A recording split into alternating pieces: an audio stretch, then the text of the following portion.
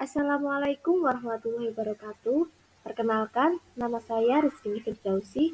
Pada video kali ini, saya akan membahas mengenai pemanfaatan alat optik pada mata. Dalam pemanfaatan alat optik, sering dibahas mengenai lensa. Pemanfaatan lensa yang paling dekat dengan kita adalah mata, di mana pada mata terdapat lensa cembung. Di sini terdapat gambar bagian-bagian pada mata, di mana pada ilmu fisika, bagian-bagian mata yang akan dibahas adalah kornea, iris, pupil, lensa, dan retina. Yang pertama, kita akan membahas mengenai kornea. Kornea merupakan awal masuknya cahaya. Jadi pertama kali cahaya masuk pada mata kita, ia adalah mengenai lapisan kornea. Kemudian ada lensa, di mana lensa mengatur bayangan agar jatuh pada retina. Setelah itu ada iris. Iris itu fungsinya untuk memberi warna pada mata. Seperti saat kita melihat mata teman-teman kita ada yang berwarna hitam, coklat, biru, dan lain-lain.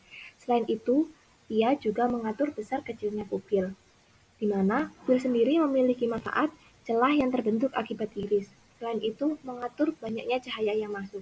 Jadi, pada saat cahaya gelap atau terang, iris pupil akan membesar dan mengecil.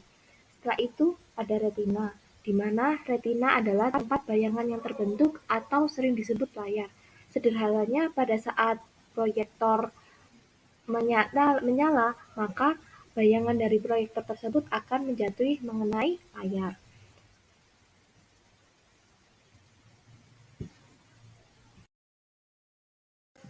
Selanjutnya kita akan membahas mengenai cara kerja mata. Mata bekerja dengan cara membiaskan cahaya yang kemudian dipantulkan benda di depannya, kemudian diteruskan hingga jatuh pada retina. Contohnya seperti pada saat kita melihat meja di depan kita.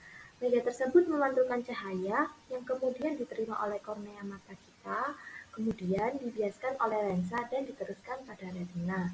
Sehingga bayangan benda tersebut, bayangan dari meja tersebut jatuh pada retina. Namun, terdapat perbedaan pada saat benda yang kita lihat berada di dekat kita atau jauh dari kita.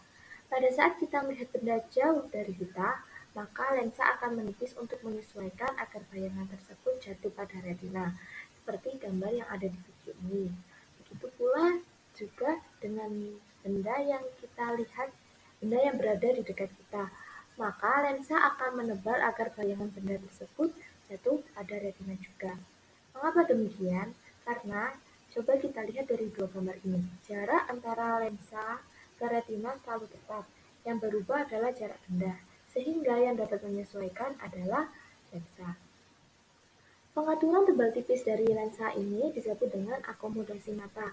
Bayangan yang didapatkan selalu nyata, diperkecil, dan terbalik. Setelah kita belajar mengenai cara kerja mata, sekarang kita akan belajar mengenai titik jauh dekat. Pada mata normal terdapat dua besaran yang biasanya pada soal tertera titik jauh atau puntum rematum dan titik dekat atau puntum proximum.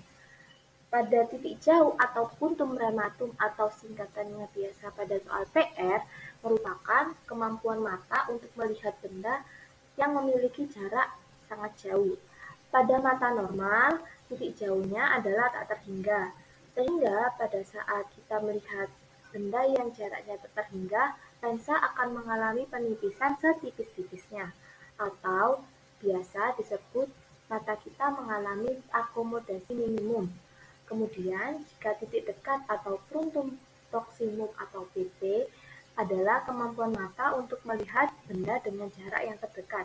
Pada mata normal biasanya jarak terdekatnya sebesar 25 cm. Pada saat kita melihat benda dengan jarak dekat, lensa mengalami penebalan setebal-tebalnya atau berakomodasi maksimum.